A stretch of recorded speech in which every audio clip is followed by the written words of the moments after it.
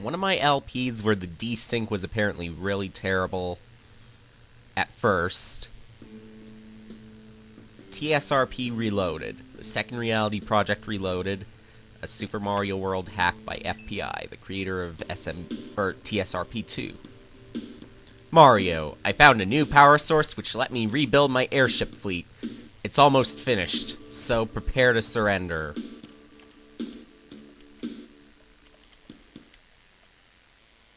Forget it, I ain't gonna surrender. Now. Big dots, I believe they mean the level has a Switch Palace in it. And in this hack, Switch Palaces are actually kind of hard to find. Still, they won't be too hard. They're just really secretive. So let's be patient now. And move on. So as we can see, we got this little Aztec-type structure. Here we find Yoshi, but he doesn't say anything yet. That's because this is the overworld, and he's only meant to talk in the Yoshi's Island setting. Give me back Yoshi. Thank you. There's another area really close by where you can apparently find Yoshi. If you already have him, though, it's, of course, a one-up. Now,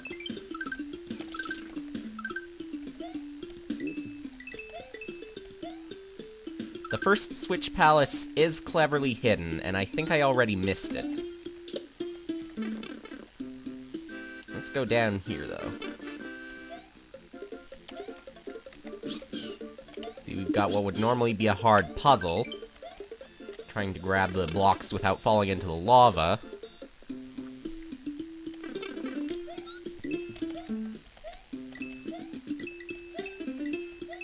And that's the end of the level right there. Trouble is, you cannot actually keep your Yoshi.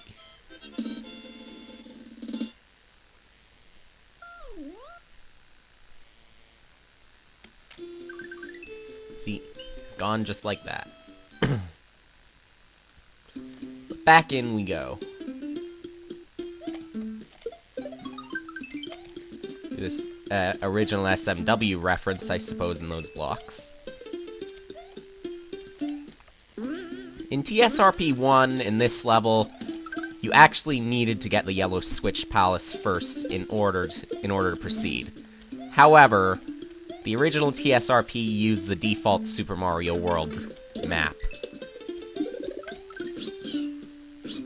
Don't think we really need Yoshi for the secret Switch Palace. Notice the yellow switch blocks, meaning that once you enter the Switch Palace, you cannot return to it after you press the switch. Switch Palaces in the original TSRP, they were all in the same place except for the blue Switch Palace. All in the same places as the original SMW. The power of the switch you have pushed will turn blank into non-blank. This will help you on your way. Question is, will it save?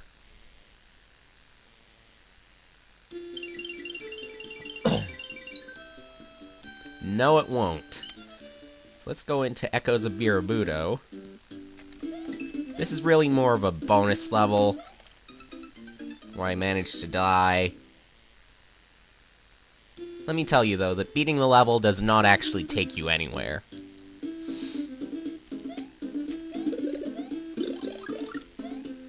In the original TSRP, it would actually lead you to the yellow Switch Palace.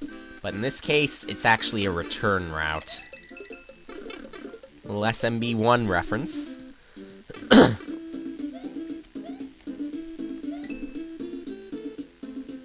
I'm guessing the pipe takes you out the same level, except you cannot return into that one pipe.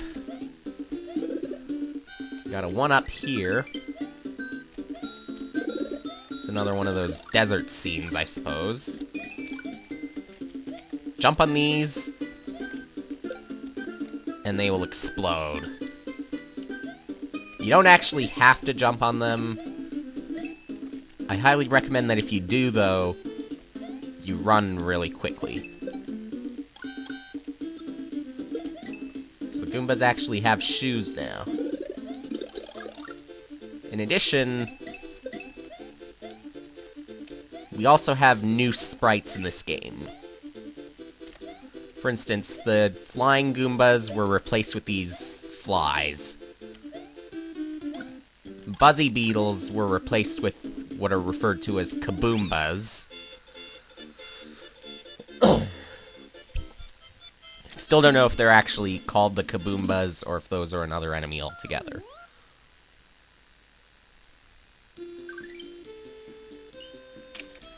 And funny thing is, Echo Zabirubuto doesn't actually let you save. So this time it's more of an outdoor setting than the original TSRP.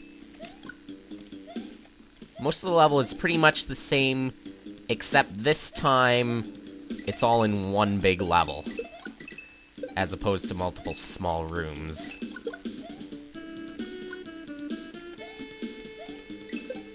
There's probably a power-up in this, which was totally not worth it. And I'm not going to chance getting it a second time. These are presumably just coins because they're blocked up there. Another Buzzy Beetle. And some rather risky Yoshi coins, I must admit. Good music to balance out these levels. Make you forget that these were all derived from the original TSRP. There are some levels, however, that are actually original compared to the first TSRP. They're in this secret world. It's worth noting that we actually started in the overworld as opposed to Yoshi's Island. Way to go, me. I need to think. More often, that is.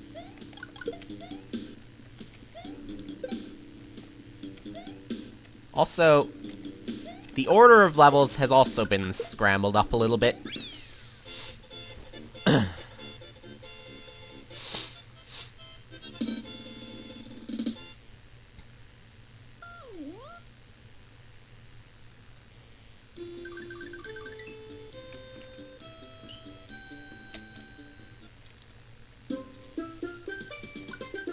Note that the order of levels for the first world is actually the same, except for the Switch Palace, which has been merged with Yoshi's Island 2, ironically as opposed to Yoshi's Island 1. I want to spin jump off you so I can possibly... Nope, there's no power-up from this. Love how, though, when you throw fireballs at a yellow Koopa, it won't jump, yet when you throw a big shell at it, it will. Guess it just doesn't notice the fire. Ooh. Now we got some vertical bullet bills to contend with.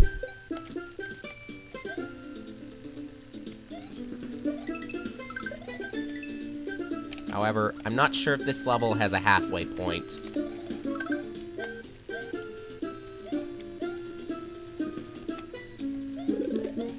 At least I get a power-up, though. And thankfully, compared to MKM, these halfway points are actually visible.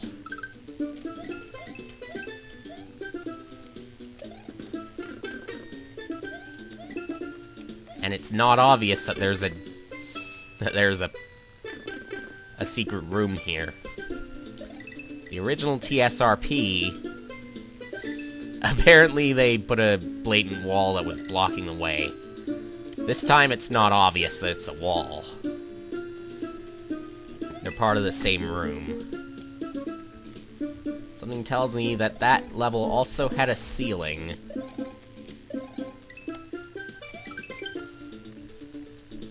also worth noting that the orange platform has been changed into a log.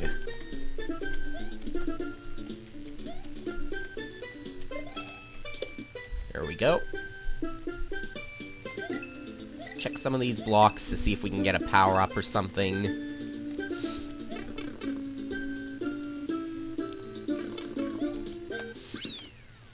$17.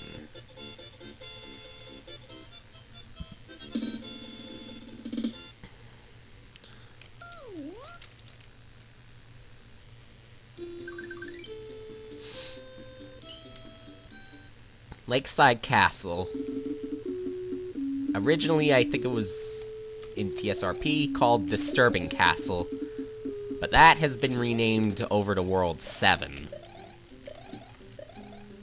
Nevertheless, this is still the same World 1 castle as TSRP, except for the name, and some of the sprite changes and such. Not to mention, castles in TSRPR have secret exits in them. This one, the secret exit's going to require a cape, which probably would have been in that one block, but I failed that.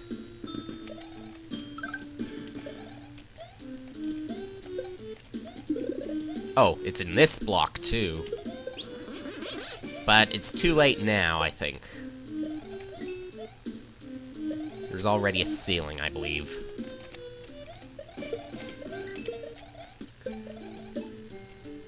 TSRP 1 was the first tack where I actually got into the habit of carrying things such as springboards and P-switches up the ropes or vines.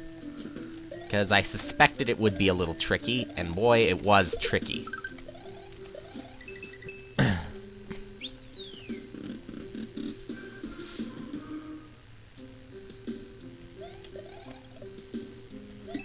And now, instead of a black background, we've got these. The windows here. And is there an invisible coin block anywhere? Not an invisible coin block, rather a vine. Make our way through these little hallways. Somehow managed to get hit by that. And why would I jump like that? Lucky me, lucky me. Somewhere in this castle, there is an invisible one-up block, I think.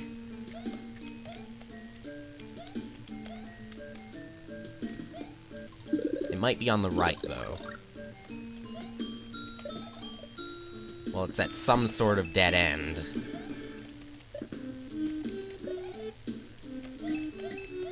Definitely a lot of question mark blocks, though. The difference in difficulty... TSRPR is... While the main game is easier than the original TSRP, this is where the one-up block was.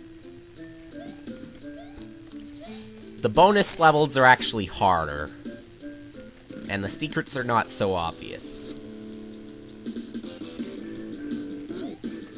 Okay, so the boss music was changed, and instead of Morton, we fight Iggy. Won't be hearing all the boss music this time because there are other levels where we actually need to walk and hear the boss music at the same time. So you will be able to hear it simultaneously. Iggy Koopa, Guardian of the Mole Ruins, is defeated. Mario must now climb up the Monty Monument in order to reach his next destination, which is the Flower Plateau. Before I do that, though, I'm gonna go for the secret exit to World 1, to the World 1 castle. We see Monty Monument is a red level, but this castle is also a red level. In we go, with the cape. Fly up here. You can just barely make it. and then essentially run over the level. Not with a steamroller or anything. For some reason, though, there are coins over there.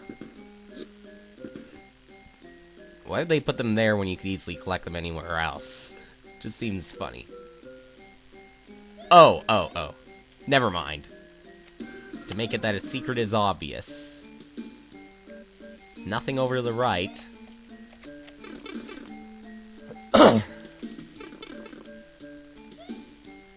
In we go.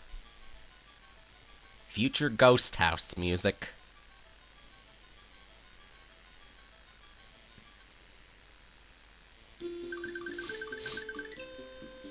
This portal replaces the Star World. Each level is red. And the Star World has references to Sonic everywhere. Green Hill Zone, Marble Zone, Scrap Brain Zone, Spring Yard Zone, Labyrinth Zone, and Starlight Zone. I believe those are the ones. Look, we have blue hedgehogs, too. Now, I'm pretty sure I can get the secret exit by flying over with a cape. So, that might be what I'm gonna do.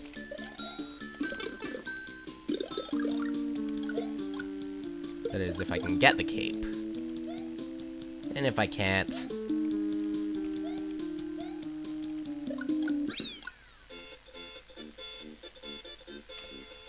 never mind, I will do it with a cape.